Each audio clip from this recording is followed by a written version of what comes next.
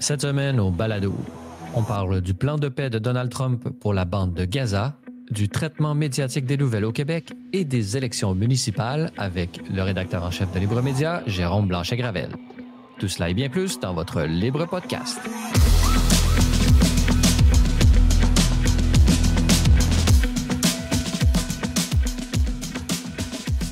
Bonjour à tous et à toutes et bienvenue au Libre Podcast, votre balado hebdomadaire entièrement consacré à l'analyse de l'actualité de la semaine Libre Média et bien plus. Je suis votre animateur Francis Denis en compagnie du rédacteur en chef de Libre Média, Jérôme Blanchet-Gravel. Jérôme, bonjour. Bonjour Francis. Alors, Jérôme, cette semaine, et bon, c'est la dernière fois qu'on s'est parlé, c'est à peu près il y a 3 semaines, donc il s'est passé beaucoup de choses, beaucoup d'eau a passé sous les ponts, mais commençons d'abord par l'actualité très, très proche parce que c'est en développement. Mais mercredi soir, on a vu Marco Rubio s'approcher de l'oreille de Donald Trump pour lui souffler un secret, c'est-à-dire que les négociations entre le Hamas et Israël auraient été fructueuses, c'est-à-dire que la première phase du plan de paix aurait été acceptée par les deux parties, ce qui amène éventuellement lundi, selon le président Trump, qu'il a déclaré dans une entrevue à Sean Hannity sur Fox News mercredi soir même, que les otages seraient libérés. Alors, comment vois-tu un peu là, les derniers développements de cette guerre à Gaza? Ben, écoute, évidemment, c'est historique. Après, il faut voir si ça se concrétise avec la libération des otages. On imagine que ce n'est pas une opération très simple et que les deux parties vont évidemment prendre toutes les précautions qui s'imposent dans ce genre d'événement. Écoute, moi, je pense que Donald Trump effectue un travail majeur. Je pense qu'il est sincère d'abord dans sa volonté de mettre fin non seulement au conflit en Ukraine, mais au conflit en Israël. Bon, il y a tout un courant médiatique, en particulier institutionnel, qui ne va pas lui donner ce qui lui revient. Par contre, bon, dans la presse, dans les derniers jours, on a vu quand même des articles qui allaient un peu là, c'est-à-dire rendons à César. Donc, on a vu même la presse quand même s'incliner un petit peu devant l'empereur américain, lui donner un peu ce qui lui revient. Après, ben c'est ça, c'est les conditions de la paix vont-elles être respectées? Parce que le grand drame, Francis, de ce conflit-là, c'est quand même qu'il va perdurer. Là. Ça veut dire que ce n'est pas exactement la paix, mais probablement plus une trêve qui, bon, pendant combien de temps encore ça va durer? Si Donald Trump réussissait à ce que ça dure déjà 5, 6, 7 ans sans qu'il y ait de reprise des hostilités, ce serait déjà assez bon. Là. On s'entend, voire miraculeux d'une certaine façon. Donc, on s'entend, là, le conflit israélo-palestinien remonte aux origines d'Israël, 1948, etc.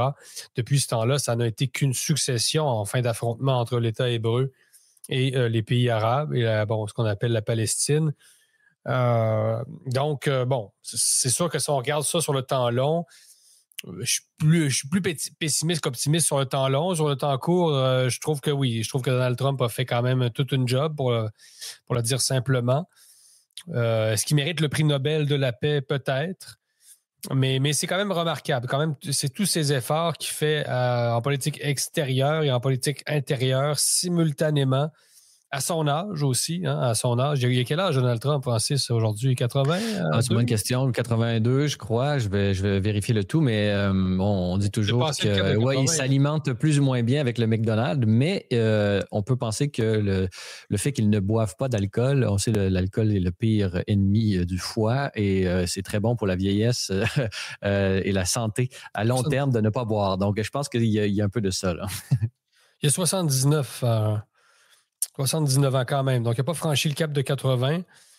Mais donc, imaginez quand même les efforts qui sont déployés. C'est quelqu'un qui a tout un emploi du temps. Là. C'est un euphémisme ici. Là. C'est l'homme le plus occupé du monde. Donc, c'est ce processus de paix, là, la phase 1, ça va être surveillé. On pense justement la libération des otages vivants et morts, parce que même Donald Trump lui-même met l'emphase là-dessus. Il veut absolument retrouver les corps des défunts.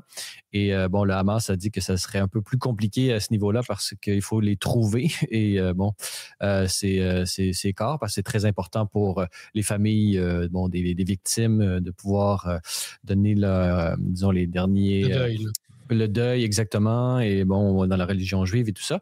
Et il y a une concomitance aussi, là, peut-être que justement redonner à Donald Trump le crédit de tout ce qu'il a fait pourrait passer par l'éventuelle réception du prix Nobel de la paix. Il y a concomitance là, entre les deux. Là. Je crois que c'est vendredi, là, donc aujourd'hui, au moment où on est diffusé ce podcast, que sera dévoilé qui reçoit le prix Nobel de la paix. Mais on peut penser aussi que c'est un peu tôt, peut-être que ce serait l'année prochaine, bon, et tout ça. Donc, peut-être que pour légitimer, disons, par les journaux, par la presse mainstream, pour donner le crédit à Donald Trump, ça devra passer par une institution comme celle du jury du prix Nobel. Oui, ce serait quand même pas... ce serait quand même bien un peu de reconnaissance pour M. Trump, donc évidemment, pas un personnage parfait. Après, c'est étonnant. Écoute, du côté d'Israël, bon, les deux camps, ce qu'on remarque d'entrée de jeu, Francis, c'est que les deux camps présentent ça comme une victoire. Tant mieux, hein, parce que bon, ça fait l'affaire des deux camps forcément, parce que c'est ça le principe d'une trêve. C'est étonnant quand même de la part du Hamas qui se laisse désarmer, etc. Il y a quand même des éléments qui sont restés secrets. Depuis l'attaque au Qatar, on sait que les chefs du Hamas ont été éliminés au Qatar et donc par Israël. Et on sait que les véhicules monétaires de transfert ont été gravement affectés. Donc peut-être qu'ils sont dans une position où est-ce qu'il n'y a plus... disons, la sympathie des pays arabes environnants est de moins en moins grand pour une guerre, puis il voit bien que la paix est meilleure pour les affaires. On peut penser à l'Arabie Saoudite, le Qatar justement, et les Émirats Arabes Unis. Donc, je pense qu'il y a une volonté, disons, dans la région pour arrêter les hostilités. Oui, ça se peut. Écoute, c'est peut-être plus, justement, en ce qui concerne ces pays-là. Puis bon, Trump était allé récemment à un sommet important, hein, c'est ça, en Arabie Saoudite, où on l'a beaucoup critiqué pour ça. Donc, c'était bien en Arabie Saoudite, non? Il a fait la tournée de la région, là, pour vendre avec sa horde d'hommes d'affaires là, pour signer des contrats. Là. Donc, vraiment, je pense que il y a deux choses au processus de paix, c'est-à-dire qu'il y a la doctrine Trump, c'est-à-dire la paix par la force. Donc, on impose par la force, disons, on oblige tout le monde à reconnaître qui finalement décide, c'est-à-dire les Américains. Et je pense qu'il fait preuve de ça lorsqu'il a bombardé les sites nucléaires en Iran. Donc, je pense qu'à ce niveau-là, les pays sunnites ont une dette envers Donald Trump à ce niveau-là. Donc, eux-mêmes voient qu'ils peuvent voir dans les États-Unis un allié. Et donc, ce qui peut forcer la main justement du Hamas pour arrêter un peu tout ça. Et on a su aussi que, avant même que pendant les débuts des négociations, on voyait que Donald Trump avait fait une espèce de grande annonce de son plan de reconstruction de Gaza. Donc, on verra aussi à quel point les pays arabes avoisinants vont accepter éventuellement accueillir ces Palestiniens qui n'ont plus grand-chose pour s'abriter à Gaza lui-même. Et est-ce que on pourrait passer à la phase 4 et 5 de cette reconstruction-là. Est-ce que ça va avoir lieu? Donc, c'est vraiment la phase 1, elle est, elle se déploie devant nous. Là, on va voir si ça arrive. Mais toi, dans un texte publié sur Libre Média, Jérôme, intitulé « Israël divise la droite américaine et latino-américaine », on t'a montré comment que tout le monde, disons, vacille entre un soutien total pro-Israël, justement dans la lignée de Washington. Et justement, c'est un peu plus compliqué là, à travers la droite latino-américaine qui se déchire. Alors, justement, parle-nous un peu de cet article qu'on peut trouver sur Libre Média. Oui, ben écoute, c'est intéressant. Moi, je m'intéresse beaucoup à l'Amérique latine, donc je trouve ça évidemment intéressant. Mais ce que je veux dire, c'est que ce qui va être intéressant dans la trêve, appelons ça comme ça, la fin de la guerre, je trouve ça un peu gros, honnêtement, sur le temps long, là, c'est que Israël polarise tellement en Occident que Israël, le conflit israélo-palestinien en tant que tel participe carrément à la configuration, au positionnement finalement des camps en présence, que ce soit la gauche ou la droite. Donc, l'influence de ce conflit-là en Occident est énorme. Là, on le sait que ça crée des tensions, par exemple, en France, entre Juifs et Français issus de l'immigration maghrébine, etc. C'est quand même un conflit qui a idéologiquement une portée monumentale. Et donc, il y a quelque chose là-dedans qui est malsain, au sens où c'est un conflit qui reste assez localisé, mais qui empoisonne d'une certaine façon toute la vie politique occidentale, là, soyons clairs. Là. À droite, en Amérique latine, le conflit, et particulièrement ces dernières semaines, je vous dirais, ce conflit-là a carrément créé une sorte de schisme à l'intérieur de la droite latino-américaine. Donc, il y a carrément une droite. Il y a deux droites, en fait, en Amérique latine actuellement. Il y a cette droite pro-Israël qui est incarnée par Milei. Donc, Milei, c'est la droite pro-Israël par excellence. Et il y a une autre droite, appelons-la plus souverainiste, plus identitaire, qui, elle, se range plutôt, j'ai envie de dire, du côté de l'Église catholique. C'est-à-dire qu'il y a deux droites en Amérique latine, une très souverainiste, l'autre qui est plus alignée sur les États-Unis. Et la droite alignée sur les États-Unis, ce sont beaucoup des chrétiens évangéliques, alors que la droite qui refuse un peu plus cet alignement sur les États-Unis, c'est plus la droite qu'on pourrait appeler catholique. Donc, les catholiques restent, disons, ont une position en Amérique latine plus modérée, plus équilibrée sur Israël que les évangéliques, qui, eux, évidemment, embrassent l'État hébreu. On le sait, que, dans la théologie protestante, Israël occupe une place très, très importante. Et il y a des prophéties là, comme quoi il fallait même que des Juifs retournent là-bas avant peut-être le retour du Christ, etc. Donc, les protestants sont généralement, les chrétiens évangéliques, sont très, très pro-Israël, alors que les catholiques, eux, sont plus équilibrés. Il y a beaucoup de catholiques qui appuient Israël, forcément, mais ont une position plus équilibrée. Et d'ailleurs, j'aimerais que l'Église ait une voix plus grande dans ce conflit-là. J'ai l'impression que dans le conflit israélo-palestinien, on n'entend que les chrétiens évangéliques, les Israéliens et le monde musulman, mais que la voix de l'Église comme telle ne me paraît pas avoir résonné tant que ça, qui est une position, je pense, historiquement plus équilibrée, encore une fois. C'est-à-dire, j'ai l'impression que l'Église est une sensibilité peut-être plus grande envers le monde arabe que les chrétiens évangéliques. Je ne sais pas ce que tu en penses, mais il me semble qu'il y avait une place pour quelque chose entre tout ça. Et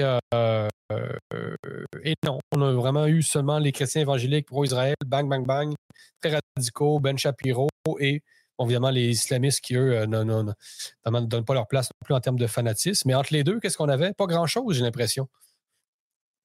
Oui, justement, il y a quand on parle de l'Église catholique, on pense toujours à plusieurs niveaux. On peut penser le niveau institutionnel direct diplomatique du Vatican, donc qui va avoir une perspective toujours d'apaisement là, pour pouvoir mettre, disons, les victimes de la guerre toujours au premier plan, c'est-à-dire toujours rappeler la dignité humaine intrinsèque de chaque être humain et que les guerres font des victimes innocentes à chaque fois qu'il y en a. Donc oui, condamnation unilatérale et sans ambiguïté pour des attentats du 7 octobre.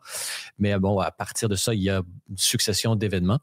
Et donc, ça devient difficile, par exemple, pour le Vatican de toujours, revenir. Et, il n'y a pas nécessairement les informations pour se prononcer sur chaque bombardement et tout ça. Mais c'est plus une position de principe. C'est toujours une position de principe. Ensuite, il y a le Vatican lui-même, le pape et son corps diplomatique, les nonces apostoliques, etc. Et d'autre part, il y a les catholiques dans le monde. Donc, les catholiques dans le monde sont, on peut penser à Marco Rubio lui-même, qui est catholique et tout ça. Donc, les catholiques sont partout et ils agissent selon leur conscience, bien formés, avec la doctrine de l'Église. Donc, oui, la doctrine de l'Église, elle est il y a toute la doctrine de la guerre juste, là, qui est toujours en filigrane de ces questions-là, avec ses principes. On peut les nommer, là, la capacité de... il faut d'abord pouvoir gagner. Là. On fait pas quand on peut penser les 300 Spartiates qui n'avaient aucune possibilité de gagner et qui sont morts. C'est pas une condition, c'est important, justement. Et il faut que le motif soit juste. Et finalement, il faut que ce soit surtout de l'autodéfense. Là. Il n'y a pas de guerre juste, de conquête de territoire et tout ça.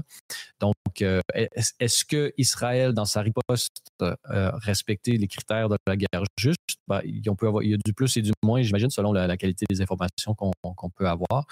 Mais c'est clair que, par exemple, l'utilisation de civils ou le meurtre de civils par des bombardements fait d'une manière un peu grossière, ou est-ce que on veut attaquer des installations du Hamas à un endroit, sachant que cet endroit-là est disons, entouré de populations civiles et de tout ça. Bon, c'est sûr que on n'est pas mis dans cette position-là. C'est difficile pour nous de juger de l'extérieur, mais on peut penser que dans toute guerre, il y a de l'approximation et ces approximations-là sont des pertes de vie humaines innocentes. Donc, comment se positionner par rapport à ça? Je pense que la paix doit être au cœur toujours du dialogue et des moyens qui sont mis de l'avant pour pouvoir y mettre fin. Et dans ce sens, je crois que Donald Trump est exactement dans la bonne lignée, c'est-à-dire que appuie à son allié disons, israélien, qui lui permet c'est comme, je pense, Ben Shapiro que tu nommais disait cette semaine que la doctrine de Trump, c'est un peu nous, on est la carotte et Israël est le bâton. Donc, c'est Israël qui, par lui-même, se défend, entre guillemets. C'est pas aux États-Unis à défendre Israël directement, mais les États-Unis doivent être la carotte dans l'histoire, au sens où c'est eux qui doivent récompenser les acteurs de bonne volonté qui poussent eux aussi pour la paix. Donc, je crois que cette façon de faire, à court terme, et on a vu même Donald Trump dire, sans employer le terme exact qu'il a employé, mais ils ne savent pas ce qu'ils font. Donc, des don't de F, they're doing. On l'a déjà entendu dire ça par rapport aux deux côtés. Donc, il y a un appui, mais ce n'est pas un appui inconditionnel. Donc, on peut voir que on pourrait dire cette stratégie de Donald Trump a pu payer, disons, et permettre cette phase 1 du processus de paix d'avoir été signée. Là. Ça, c'est quand même confirmé, mais à savoir si ça va se réaliser. Mais je ne vois pas comment, par exemple, le Hamas ou Israël, ni l'un ni l'autre, une fois avoir annoncé au monde entier qu'ils étaient arrivés à un accord, je ne vois pas comment il pourrait éventuellement revenir en arrière. Là. Je ne vois pas comment il pourrait gagner quelque chose à ce niveau-là. Donc, je pense que aujourd'hui, ce vendredi, là, on peut dire que disons, à ce point-ci, c'est pari gagné pour Donald Trump et sa politique étrangère. Oui, pour l'instant, mais c'est ça. En Ukraine, par exemple, on a vu là, que c'était ça avait été un conflit gelé. En fait, le conflit israélo-palestinien va rester un conflit gelé. Là. Honnêtement, il ne faut quand même pas rêver trop. Là. Ça reste que depuis 1948, même avant. On sait, même avant la déclaration de l'État d'Israël, c'était déjà, il y avait de part et d'autre là, des actions terroristes, etc. Donc, depuis le début du 20e siècle. Donc, on va voir. Moi, j'ai une certaine lassitude, il faut le dire, je dois l'avouer, Francis, par rapport à ce conflit-là. Évidemment, les islamistes, on ne peut pas les appuyer. Les populations civiles, c'est autre chose, qui sont elles-mêmes prises au piège par ces islamistes. Mais il y a une lassitude, c'est-à-dire il m'arrive de penser que les croisés auraient dû garder Jérusalem.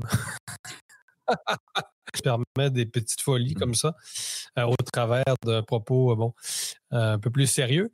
Mais je reviens un peu à mon idée, c'est-à-dire j'ai l'impression qu'on a perdu de vue que Jérusalem et ses environs étaient aussi une terre sainte et chrétienne. On n'a plus que l'islam et le judaïsme appuyé par les chrétiens évangéliques, le protestantisme qui est un christianisme très philo-sémite, très centré sur l'Ancien Testament. Des fois, on a l'impression que les protestants auraient aimé être juifs, finalement. Ça, non plus, ce n'est pas du tout politiquement correct de dire ça. Mais alors qu'on sait que le catholicisme... Mais je dois te l'avouer, Francis, il y a Sean Furge qui s'en prend à la Trinité. Et c'est les protestants qui voudraient nous enlever nos... Très qui voudrait procédé.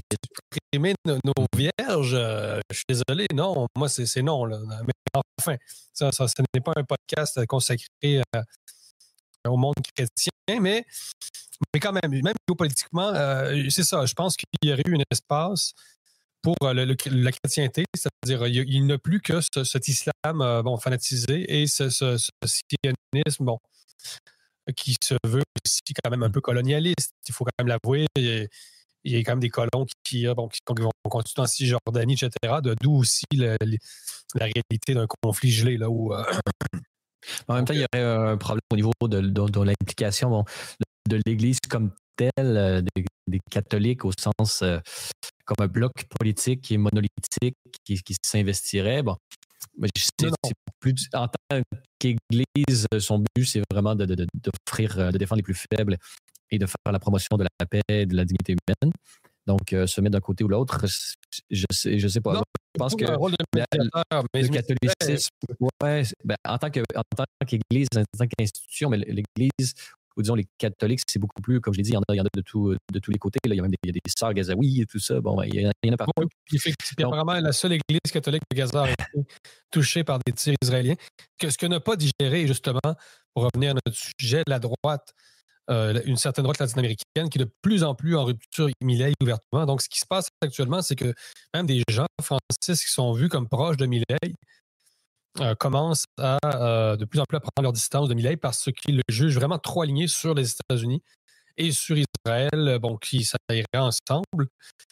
Et donc, est-ce que c'est une bonne chose alors que la gauche domine encore largement l'Amérique latine, du Mexique au Brésil? Et en fait, Milei est actuellement la seule grande figure, le seul président de droite pratiquement de toute l'Amérique latine, un peu avec Daniel Noboa en Équateur. Donc, est-ce que ça ne profitera pas finalement à la droite en général sur le continent? Que ces divisions-là qui ne sont pas abordées non plus dans nos médias, là, ça reste un peu pour eux, ça reste un peu exotique. Et donc, il y a une droite qui même qualifie de cancer, par exemple, le libertarianisme de Milei. Donc, il y a vraiment une droite qui non seulement ne digère pas l'appui de Milei à Israël, et pas du tout, là, et qui maintenant même rompt avec le libertarianisme. En fait, c'est comme si cette droite-là, finalement, était étrangère, finalement, à la tradition latino-américaine, qui est quand même plus, si on peut dire, proche du modèle québécois, mais l'État, quand même, a toujours été très fort en Amérique latine. Donc, il y a une droite qui est pro-étatiste, dans le fond, d'une certaine façon, en Amérique latine. Donc, il ne faut pas penser que toute la droite ressemble à Milei sur le continent. Ce n'est pas du tout le cas. Donc, il y a de plus en plus, j'ai une sorte d'affrontement, en fait, ce qu'on voit apparaître sur les réseaux sociaux entre cette droite, c'est ça, libertarienne, pro-Israël, incarnée par Milei, et une droite beaucoup plus conservatrice au sens d'une droite latino-américaine qui fait une place à l'État, mais aussi à l'Église. Donc, c'est comme un peu l'Église et l'État, c'est comme la colonne vertébrale un peu. Et on reproche à Milei de vouloir finalement effacer une part carrément de la mémoire latino-américaine. Donc, ça va assez loin. Mais la question, c'est est-ce que la droite en Amérique latine peut se passer des États-Unis, alors que la Chine gagne de plus en plus de terrain en Amérique latine. Donc, la Chine est plutôt s'entend bien, on peut dire, avec la gauche. Donc, est-ce que la droite a les moyens de cette autonomie, finalement, cette autonomie, cette indépendance face aux États-Unis?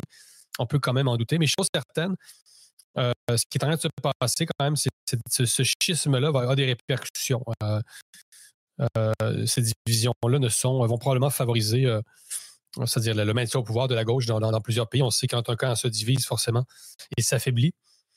Donc, on va voir, mais peut-être que justement, cette trêve va permettre, disons, une certaine réconciliation. C'est-à-dire que moins Israël va prendre de l'importance, va prendre de la place, et plus la droite en général sur le continent va être unie. Mais c'est pas simple, là, c'est vraiment pas simple. Là, on parle, depuis tantôt, on parle de l'union de la droite derrière Israël ou avec toutes ses complexités. Mais au Québec, un peu partout, la gauche, de son côté, semble beaucoup plus attachée à donner son appui à la Palestine. Donc, est-ce qu'il y a plus, disons, donc d'une certaine façon, à droite, il y a débat, il y a échange d'idées, il n'y a pas unanimité, il n'y a pas uniformité. Du côté de la gauche, est-ce qu'il y a autant de variété, autant de pluralité de points de vue, ou est-ce que c'est beaucoup plus monolithique et, disons, fermé comme débat? Une bonne question, très bonne question. J'aurais pu faire une mention. Ça pourrait être la suite de mon article, mais la réponse, en tout cas, c'est non. C'est-à-dire, il y a moins de débat à gauche sur la question. La gauche appuie de manière, beaucoup plus inconditionnelle, justement, la Palestine que ne l'appuie la droite, finalement, qu'appuie Israël, la droite. Donc, effectivement, dans la gauche, on l'a vu, a fait de très nombreuses manifestations assez violentes, notamment il y a quelques jours à Mexico. Mexico, les manifestations sont quand même toujours assez d'une bonne ampleur. Il y a toujours pas mal. C'est souvent une église qui part en feu quelque part. Là, disons, ça relativise beaucoup les manifestations qu'on a au Québec. Là, quand on en a, parce qu'on ne sait pas si oui, il y en a quand même eu la Palestine aussi récemment à Montréal. Donc, non, la gauche fait beaucoup plus, est beaucoup plus monolithique dans son rapport à ce conflit-là que la droite, finalement, qui peut-être justement par sa nature est plus favorable au débat. Là. C'est-à-dire qu'on sait que les gens de droite, il y a eu des études là-dessus, là, sont plus confrontés dans leur vie quotidienne à d'autres points de vue que les gens de gauche qui pratiquent moins le safe space. Peut-être que ça explique un peu ça. Mais non, on a vu Gustavo Petro, le président colombien à New York, je ne sais pas si vous avez vu les images, qui a fait un peu un fou de lui, qui s'est mis toutes sortes, il est un peu... qui était vêtu de manière un peu le clownesque avec des drapeaux de la Palestine sur la tête, etc. Il s'est fait même expulser par Trump, quand même. Donc, Gustavo Petro, le président colombien, a perdu quand même, je pense, son immunité diplomatique, là, mais quelque chose comme ça. Donc, il a été un peu expulsé du territoire américain par Trump après son discours à l'ONU, parce que Petro, justement, était allé prendre part à New York à toutes sortes de manifestations pro-palestiniennes, ou peut-être s'abrasser un peu. Et Trump n'a pas digéré finalement cette sorte. Il a vu ça comme un affront. Donc, c'est quand même quelqu'un qui reste assez bouillant, Donald Trump. Là. Donc. Il y avait de l'ingérence. C'est une forme d'ingérence aussi. C'est-à-dire que l'ONU, c'est l'ONU. Oui. C'est un territoire international qui appartient entre guillemets à personne. Mais après sortir de l'ONU à New York et aller dans la rue manifester, et là, ça devient de l'ingérence. Exactement. Je directe. pense exactement. C'est comme ça que ça a été perçu, effectivement. Donc, comme une manière, de s'ingérer dans la politique, dans la rue même. Là. Donc, c'est sûr que voir les policiers étrangers venir dans la rue prendre le micro était peut-être un petit peu radical. Petro, qui est en passant reconnu comme un alcoolique, là, niveau Éric Lapointe. Là. Il y a une série sur M. Lapointe là, qui vient de... donc, je n'invente pas ça. Même la presse a publié un article qui est titré « Éric Lapointe, l'alcoolique le moins anonyme au Québec ». Pour une fois qu'on a un bon titre dans la presse, quand même, il faut le dire. Donc, c'est pas un grand enjeu, mais c'est un bon titre. Donc, on salue, on félicite nos collègues de la presse pour avoir vraiment un bon titre. Tu as choisi un bon titre. Donc, Gustavo Petro, le président colombien qui boit toute la journée, même la gauche là-bas le reconnaît, là, c'est quelqu'un qui exagère nettement. Enfin, et même son discours à l'ONU, je ne sais pas si vous avez vu, là, Staline, qui revient sur l'héritage de Staline, qui dit que Staline n'aurait été pas si pire si on avait appliqué son legs à l'échelle globale. C'est quand même assez douteux, là. Donc, bref, c'est quelqu'un qui avait l'air quand même pas mal paf là, durant son discours. Comme quoi, ça brasse, Francis, au-delà des frontières du Québec. Donc, un article à lire sur Libremédia au libre-media.com.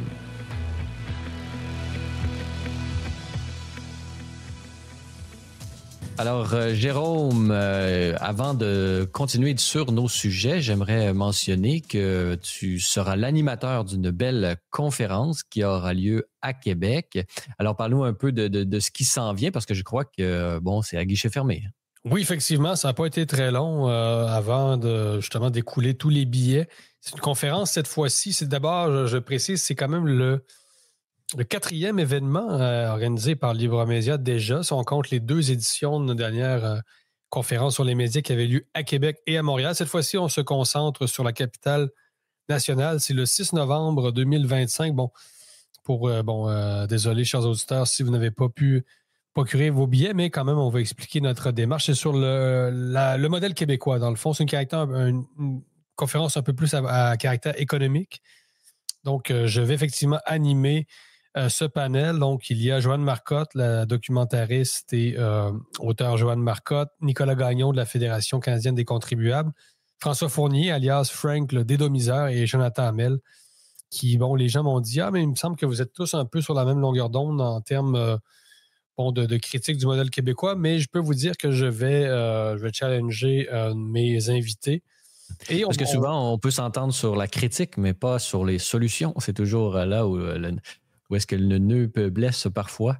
Puis d'expérience, Francis, tu l'as vu, tu étais là à toutes les conférences qu'on a organisées, puis c'est rare qu'il n'y ait pas de débat. Même sur les médias, en théorie, on était tous des gens des médias indépendants, mais forcément, il finit par y avoir une véritable discussion. Et on va commencer sur l'économie. Ensuite, je pense qu'on va se déplacer un peu plus sur le thème social, c'est-à-dire un peu identitaire, parce que le modèle québécois, ce n'est pas seulement économique. Bon, on le sait que c'est beaucoup l'intervention de l'État, justement dans l'économie, mais c'est l'intervention de l'État dans tous les secteurs, même celui justement de l'identité, de la langue. Et là, c'est ici, je pense que ça risque de se corser parce que c'est ça. Donc, moi, je suis, personnellement, un peu plus nationaliste. Je pense que peut-être Jonathan Hamel, on va voir justement quelles seront nos divergences à ce sujet-là, mais c'est ça, la place de l'État en ce qui concerne aussi peut-être la laïcité, c'est-à-dire la laïcité, est-ce que ça fait partie du modèle québécois? Est-ce que c'est quelque chose qu'il faut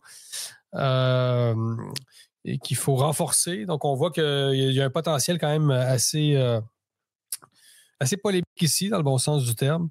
Donc, ça a lieu le 6 novembre et je pense que ce sera peut-être filmé pour une rediffusion sur YouTube pour nos chers abonnés. Pour nos abonnés, exactement. Les abonnés de Libre Média auront la chance, ceux qui n'ont pas pu se procurer des billets, de pouvoir voir cette conférence et à savoir si nous la rendrons publique à tout le monde. Ça, c'est une autre question, pas décidée encore, mais nos abonnés, bien évidemment, auront accès à cette conférence depuis le confort de leur foyer.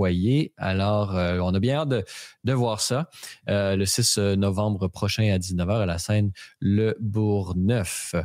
Jérôme, on peut continuer un peu sur le traitement des différents sujets d'actualité. On t'a mentionné, on a parlé beaucoup d'Israël, de la phase 1 du processus de paix qui aurait été accepté.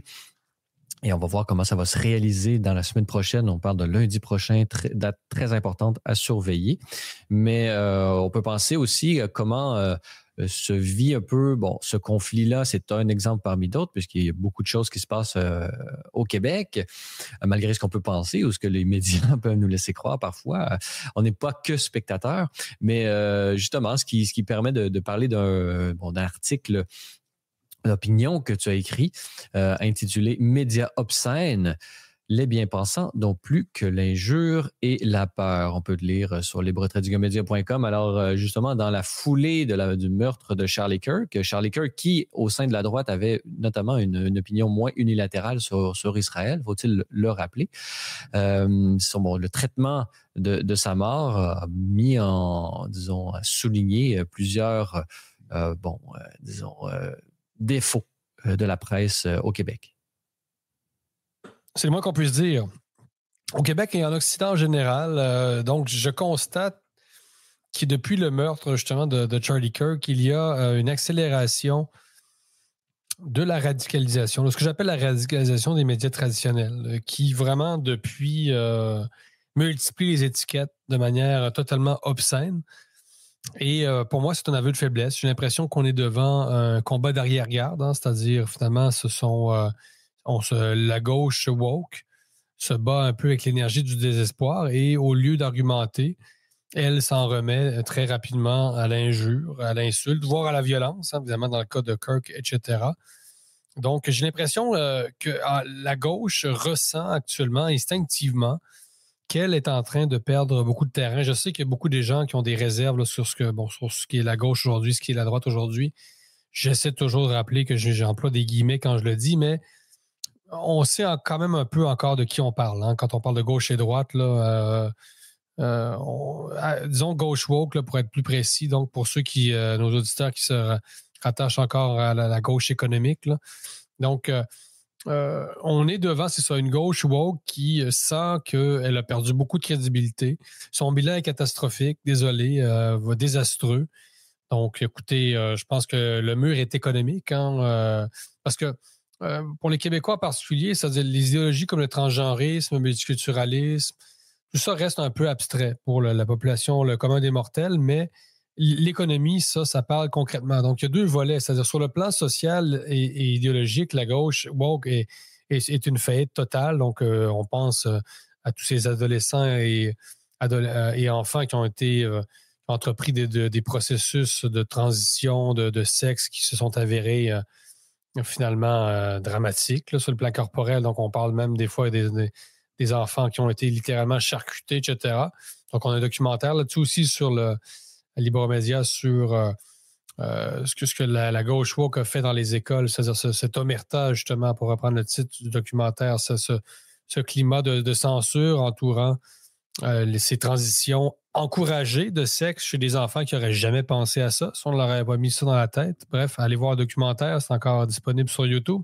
Donc, le bilan social et culturel de la gauche, on peut parler aussi du multiculturalisme, c'est-à-dire la fragmentation identitaire, l'immigration massive quand même, qui aujourd'hui est quand même est visible, de plus en plus visible. Donc, d'un côté, il y a le volet, bon, appelons-le idéologique, social, culturel, mais de l'autre côté, économiquement, on s'entend, le bilan de la gauche social-démocrate n'est pas très bon. Les Québécois voient de plus en plus les effets de l'interventionnisme étatique sur leur portefeuille. Et je pense que c'est ça. C'est-à-dire que quand je pense qu'on est devant une question de semaine. C'est-à-dire les Québécois étouffent financièrement et ça va être de plus en plus difficile pour la gauche de défendre non seulement c'est cette folie idéologique-là, bon, trans, etc., mais tout simplement sur le plan économique. C'est-à-dire ça ne tient plus, on le sait, que le modèle économique de la gauche n'est plus soutenable, ni au Québec, ni en France, ni nulle part où on l'applique vraiment. Et donc, Ruba Gazal peut venir faire des appels à la nation, se prendre un peu pour le général de Gaulle, etc., avec un T-shirt orange, mais ça ne marche pas comme ça. Donc, c'est quand même, tu vois, l'intervention de Ruba Gazal... Parce que là, tu fais référence justement à un tweet de Québec solidaire que tu as commenté le 6 octobre là, sur ta page Twitter ou X en disant, et Québec solidaire de dire « L'heure est grave, le Québec a plus que jamais besoin des voix progressistes. » Là, comment tu as trouvé ce message?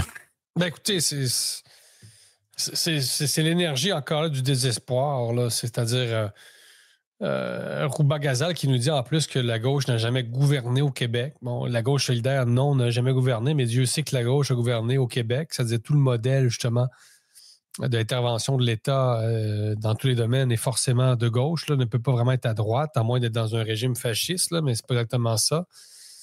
Donc, écoute, c'est décalé complètement de la réalité. C'est contre-productif. Puis elle est maladroite. Je pense qu'elle fait un peu rire d'elle avec avec ce discours-là, en plus, qui se veut très pompeux, etc. Donc, je pense qu'on sent la soupe chaude. Là. C'est-à-dire, la gauche voit bien que elle n'est plus crédible là, chez une part croissante de la population. Donc, elle réagit comme elle peut, des insultes, des étiquettes, extrême droite, extrême droite, extrême droite. On accuse la droite d'être plus haineuse tout d'un coup sur les réseaux sociaux. Donc, on se victimise beaucoup. Ruba Gazal est là-dedans, donc son discours est basé là-dessus. Là. Chers progressistes, nous assistons à une offensive inédite de la droite. Quelle droite au Québec exactement? On ne sait pas vraiment. Est-ce que c'est le PCQ? Est-ce que c'est Libre Média? Est-ce que c'est quand même assez curieux, là. Mais est-ce que tu, justement, Jérôme, par rapport à ça, l'appel à l'extrême droite, c'est-à-dire que l'extrême droite, c'est une droite dangereuse, c'est une droite qu'on doit faire taire, c'est une droite contre laquelle on doit militer. Et moi, d'une certaine façon, je suis d'accord à 100% avec ça. Mais le point de litige, c'est la définition de l'extrême droite et qui finalement est d'extrême droite. Et lorsqu'on emploie ce terme d'une manière désinvolte, un peu comme l'a fait Ruba Gazal dans son commentaire, ça peut éventuellement inciter des gens à commettre l'irréparable contre des personnes humaines. Est-ce que tu vois un lien justement entre cette rhétorique de la gauche actuelle, disons, qui utilise à tort et à travers des termes graves et des violences qu'on peut voir contre des personnalités publiques justement qui représentent ce courant qui n'est pas à gauche? On peut penser notamment à Rebel News et Alexa Lavoie, qui avait même été suivie cette semaine lorsqu'elle couvrait des manifestations et tout ça. Est-ce que tu vois un lien entre cette inflation verbale et les différentes violences que peuvent supporter certaines personnalités publiques? Bon, on a toujours dit que la droite avait nourri justement un climat d'islamophobie, etc. Donc, je ne vois pas pourquoi ce serait vrai à droite, puis ce ne serait pas vrai à gauche, là, dans le sens où à chaque fois qu'il y a un crime haineux commis contre une communauté culturelle, c'est toujours la faute, par exemple, de ce qu'on appelle les radios poubelles. Mais là, arrive l'assassinat de ce qu'on appelle un influenceur, de manière pour dénigrer encore là, d'un militant en fait de chrétien aux États-Unis, Charlie Kirk. Et là, la gauche n'aurait aucune responsabilité dans la dégradation du climat social quand même. On est beaucoup dans le deux poids, deux mesures.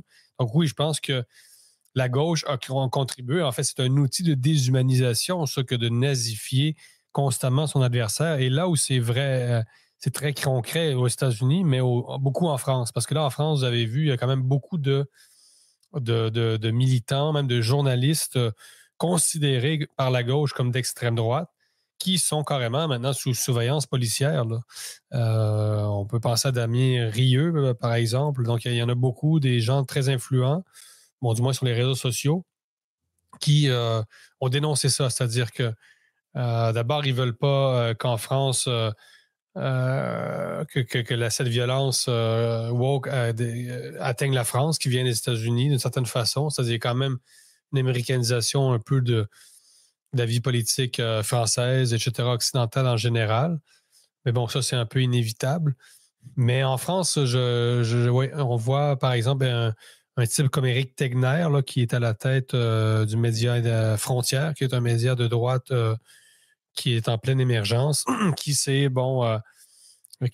plaint aussi de ça à la radio, là, c'est-à-dire cette nazification des gens de droite, les déshumanise et fait d'eux justement des cibles potentielles pour des gens fanatisés à gauche. Donc, qui voudraient justement, qui penseraient faire le bien en éliminant carrément physiquement des opposants. Donc, c'est très dangereux, c'est une rhétorique qui est dangereuse. J'espère qu'à droite, on ne fait pas pareil. Je pense qu'on aurait, en tout cas, les Brahmasiens, on va avoir cette retenue-là. On ne traite pas n'importe qui, n'importe quand d'extrême gauche. Là. L'extrême gauche, vous voyez, l'extrême gauche, on l'emploie beaucoup moins quand même que l'extrême droite. Moi, je me limite à gauche. Peut-être que je pense que c'est suffisant. Donc, pourquoi toujours, comme je disais, multiplier les étiquettes comme le font les agences de presse? Écoutez, Charlie Kirk est mort et on continue dans la description des photos à le décrire comme un militant d'extrême droite. Là, c'est toujours le militant d'extrême droite Charlie Kirk, le militant d'extrême droite Charlie Kirk. Oui, mais le type est mort. Est-ce qu'on peut quand même le laisser en paix et le laisser enfin éviter de continuer à le stigmatiser même après sa mort? C'est quand même assez incroyable. Et voyant le rôle qu'il a joué dans l'élection de Donald Trump, éventuellement, peut-être que ce sera un militant du prix Nobel de la paix qui aurait été assassiné. Une solution, selon toi, pourrait être, c'est moi qui pense un peu à voix haute, là, mais arrêter justement avec les étiquettes réductrices qui essaient de mettre sous un même mot là, des réalités vraiment très différentes. Là. Comment est-ce qu'on pourrait sortir un peu de ce prêt-à-penser idéologique là, des étiquettes? Ouais, je pense qu'abandonner les étiquettes pourrait effectivement contribuer à un débat plus sain. Ça a créé un peu la pensée en slogan, c'est-à-dire l'espèce de prêt-à-penser. Là, une formule qui a été employée en France dans les dernières années. Donc, c'est vrai à gauche, c'est vrai à droite. C'est vrai qu'à droite, il y a effectivement une pensée des fois qui est très cadrée, qui des fois, on aurait l'impression que certaines personnes nous déballent carrément un programme politique. Là, donc, il faut laisser de la place d'abord pour l'inclassable. C'est-à-dire qu'on ne veut pas toujours être mis dans des catégories. Je pense que la beauté de la pensée, c'est sa complexité malgré tout. Là. C'est-à-dire, et sans vantardise, moi, je pense que je ne veux pas être mis dans tes cases non plus. Tu sais, quand on dit droite de Québec, est-ce que Libromédia, c'est la droite de Québec? Ben, moi, je me plaisais à dire à une certaine époque, bon, moi, je suis la droite de Mexico. Bon, ça ne veut rien dire, là, mais c'est-à-dire, qu'est-ce que la droite de Québec? Qu'est-ce que l'extrême droite? Bon, la gauche woke, c'est aussi, il y a quand même Mais moi, quand même assez monolithique, malgré tout, dans son expression institutionnelle, la gauche woke. Enfin, il faut quand même, nous aussi, il faut le dire, nous aussi, il faudrait éviter le plus possible d'utiliser des étiquettes. Après, bon, il y a des mots qui signifient quelque chose, mais on le voit. C'est-à-dire, les étiquettes pour toujours disqualifier, c'est-à-dire employer un mot pour désigner une réalité, c'est une chose, mais quand on sait que le mot ne sert qu'à disqualifier, qu'à diaboliser, là, c'en est une autre. C'est-à-dire que quand, par exemple, à droite, on parle, par exemple, du satanisme. Bon, c'est satanique. Bon, qu'est-ce que ça veut dire? Là, on est clairement dans l'étiquette quand même. Là. Donc, librement dit, on n'est pas là. Est-ce qu'il y a eu des courants satanistes? Est-ce qu'il y a des courants satanistes actuellement? Bon, je sais pas trop. Là. Chez Metallica, écoutez, là, la musique métal est quand même traversée par un certain satanisme. Je pense qu'il ne faut pas avoir du satanisme partout, les amis. Satan est aussi une figure, malgré tout, de l'imaginaire occidental. La mythologie. Exactement. Donc, Notre-Dame de Paris, la tentation, Satan, bon, enfin, là, il y a cette dualité-là. Là. Donc, oui, à droite, il peut y avoir des étiquettes, mais je pense que quand même, là, sans prêcher pour sa paroisse, à gauche, ça a été quand même utilisé de manière beaucoup plus systématique. Là. Complotiste, c'est évidemment été une consécration quand même de l'étiquette. Raciste, complotiste, etc. Donc oui, je pense qu'il faut faire attention d'utiliser des étiquettes pour disqualifier. Et quant au clivage gauche-droite, ben écoute, c'est une très, très vaste discussion qui mériterait la rédaction de plusieurs livres. Moi, Jérôme Larcher-Gravel, j'utilise encore gauche-droite pour des raisons, c'est-à-dire c'est-à-dire pour me faire comprendre dans la vie de tous les jours. Si on se met à utiliser d'autres catégories, parce qu'il y a quand même il y a deux camps. Là. Aux États-Unis, il y a démocrates et républicains. Il y a encore, je pense, une gauche et une droite. Même si la gauche a beaucoup changé, même si la droite a beaucoup changé, elle aussi. Et comment expliquer ça? Comment justifier ça? C'est-à-dire, il y a quand même dans la droite un principe qui est celui quand même de ce qu'on pourrait appeler le respect des lois naturelles, de l'ordre des choses. C'est-à-dire, il y a quand même à droite une volonté de ne pas aller trop vite. Hein? C'est-à-dire, la gauche est très pressée de changer les choses. Même des fois, on ne sait plus pourquoi la gauche veut changer les choses. Justement, ça, c'est un problème. C'est-à-dire, avant, on voulait changer les choses pour avoir plus d'égalité. On a obtenu de l'égalité et là, qu'est-ce qu'on veut encore aller plus loin? Donc, ce désir de changement, caractéristique de la gauche, tant qu'à moi, maintenant, c'est-à-dire, c'est enrayé. C'est comme c'est circulaire. Mais aujourd'hui, on pourrait penser qu'après, justement, 5 ans, contrairement à ce que Ruba Gazelle pourrait penser, après 50 ans d'État-providence et de gouvernement à gauche, finalement, c'est la gauche qui est conservatrice aujourd'hui. C'est elle qui désire que les choses ne changent pas. Et on a pensé aussi que c'est plutôt à droite, que le changement est plutôt à droite aujourd'hui. Oui, il y a ça. Mais écoute, c'est rempli de paradoxes. On les compte plus. Donc, ça, c'est vrai que c'est un point pour ceux qui ne veulent plus utiliser le clivage gauche-droite. Pour les gens qui. Puis il y a tellement de déçus. On sait tellement de gens à gauche qui, durant la pandémie, sont passés à droite. Malgré eux, beaucoup de gens un peu de tendance grano. Là, moi, je les appelle les granos réactionnaires. C'est-à-dire, il y a beaucoup de gens qui étaient plutôt, c'est ça, une spiritualité bouddhiste, etc., New Age, je ne sais pas exactement. Mais des gens qui se voulaient proches de la Terre et qui ont été très, très choqués de ces mesures sanitaires qui obéissaient à un scientisme complètement fou. Là. Et ces gens-là, eux, je pense, ce sont les premiers, en fait, réticents à utiliser encore les catégories de gauche-droite, justement parce qu'eux se sont vraiment retrouvés, finalement, justement, dans aucune catégorie ou dans aucun camp. Donc, peut-être que c'est les premiers, c'est ça qui veulent abandonner ces étiquettes. Moi, j'avais moins de difficulté à me définir comme étant de droite. Mais encore là, c'est vrai qu'il y a beaucoup de paradoxes. Par exemple, justement, l'industrie pharmaceutique, quand c'est rendu que la gauche appuie l'industrie pharmaceutique, bon, on peut se demander quand même quel genre de gauche c'est.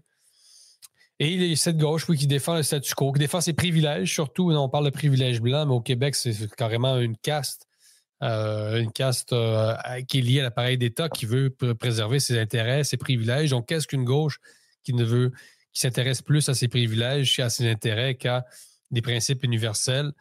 On peut se questionner, mais gardons gauche et droite, d'abord pour nous faire comprendre dans la vie de tous les jours, sinon ça va devenir très, très compliqué.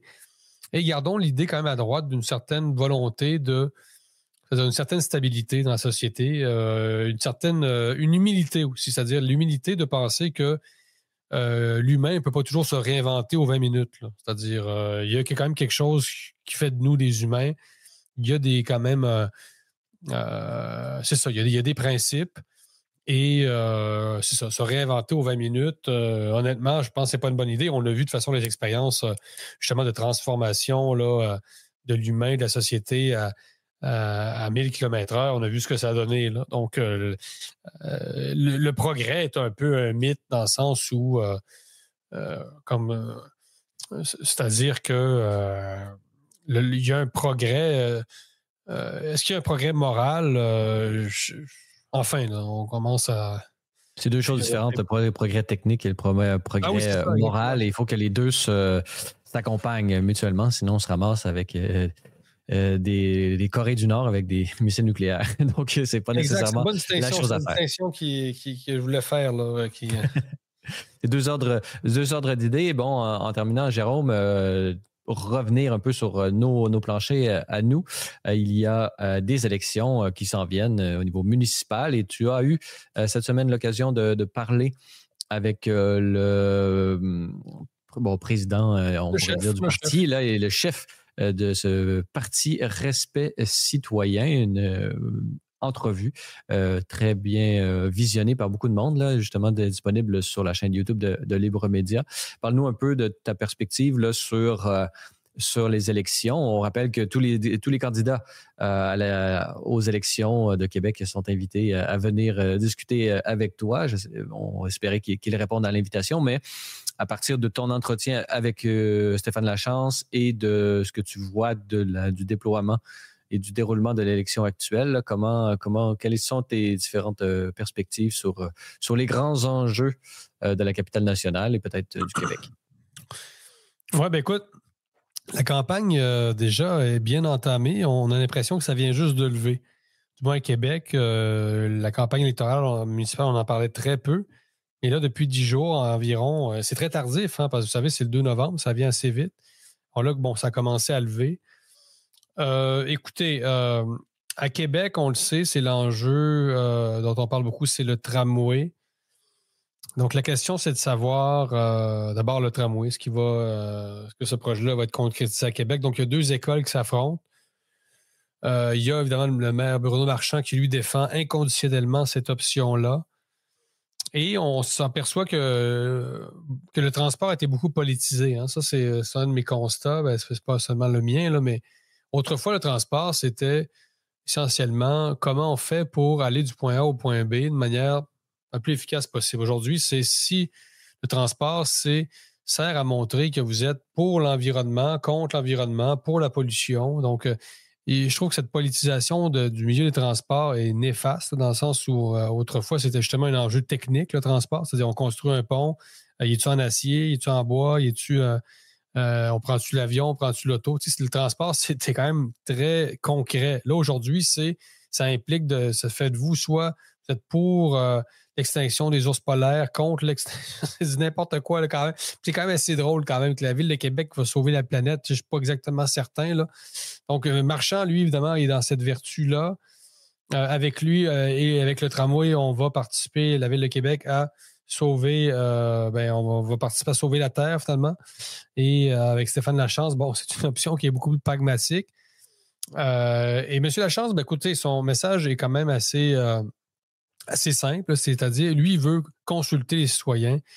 Il veut redonner, finalement, il fait un peu dans la démocratie directe, hein, c'est-à-dire la démocratie participative. Donc, écoutez, à Québec, moi, les enjeux, c'est ça. Je vous invite à aller voir l'entrevue.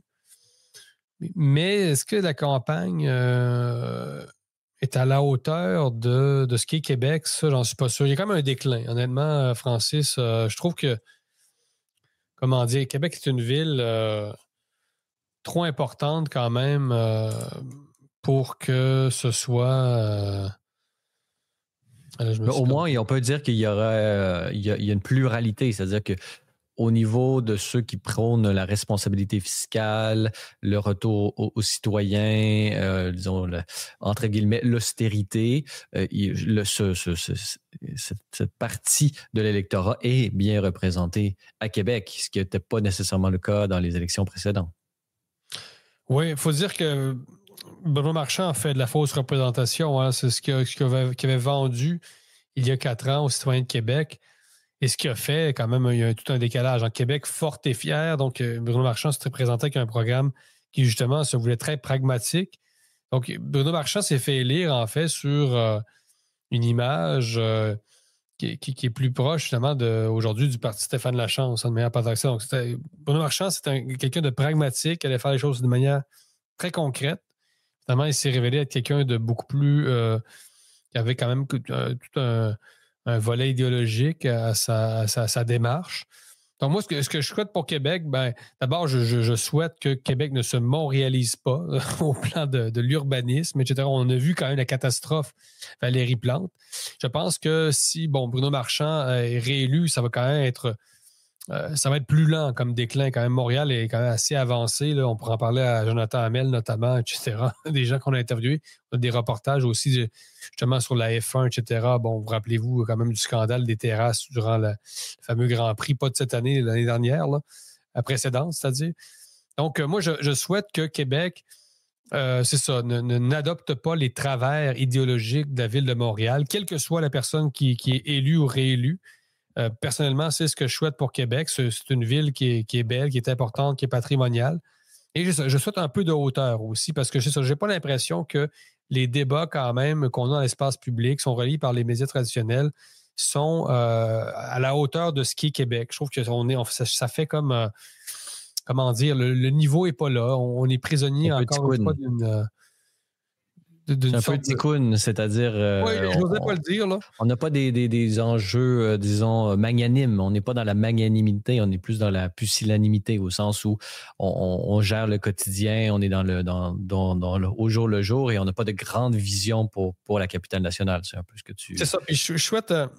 autant tu as une gauche un peu woke au municipal qui est un peu dans dans la mégalomanie, environnementale, etc., autant il y a une droite qui se veut, je pense, un peu trop terre-à-terre. C'est-à-dire, je comprends le discours à droite, au municipal, qui nous dit, gérer une ville, c'est d'abord ramasser les poubelles, oui et non. Là. C'est-à-dire, pour Québec, ça prend plus que ramasser les poubelles quand même. C'est-à-dire, et c'est là que je souhaite un peu d'équilibre. Moi, j'aurais été de l'école, tu vois, Francis, pour le troisième lien, mais pour aussi le tramway ou ce qu'on appelle un projet de transport structurant. Je pense que finalement, ces deux projets-là, le rejet sont pas mutuellement exclusifs. Là. C'est qu'on les a présentés comme...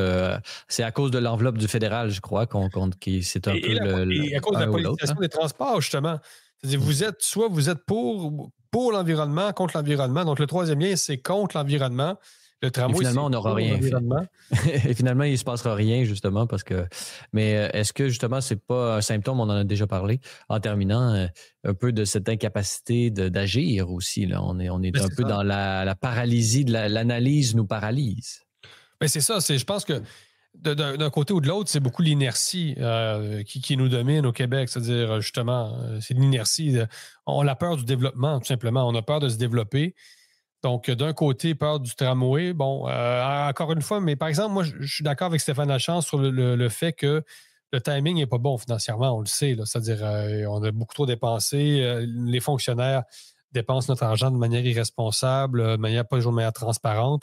Donc, c'est sûr que financièrement, je pense que le tramway arrive trop tard, là, dans le sens où il faut que les gouvernements changent pour que la population ait confiance dans un projet d'une telle envergure. Donc, ça, je suis d'accord, mais dans un monde idéal d'un Québec qui est dynamique, véritablement dynamique, on n'aurait pas peur d'avoir un troisième pont, puis on n'aurait pas peur d'avoir un projet de transport structurant supplémentaire. On ferait les deux et on serait dynamique et c'est ça. Le Québec a peur de se développer. Écoutez, ça fait 10 ans qu'on parle quand même d'un troisième pont. Écoutez, c'est où dans le monde qu'on parle 10 ans d'un pont? T'sais, honnêtement, moi, je n'ai pas vu ça nulle part ailleurs. C'est peut-être lié aussi au vieillissement de la population. On sait que tous les âges ne sont pas représentés de manière équitable au Québec. Il y a un âge pour tout et l'âge de la construction n'est pas celui qui est représenté par l'électorat majoritaire, malheureusement. Et donc, c'est une campagne qu'on va continuer à suivre. Jérôme, est-ce que tu as des projets qui s'en viennent? Qu'est-ce qui est sur ton radar là, avant qu'on se reparle la prochaine fois d'ici 2-3 semaines? Écoutez, toujours d'excellents articles. Je poursuis aussi ma série d'entrevues Avant contraire, hein, mon propre balado qui est plus sur le mode des grands entretiens.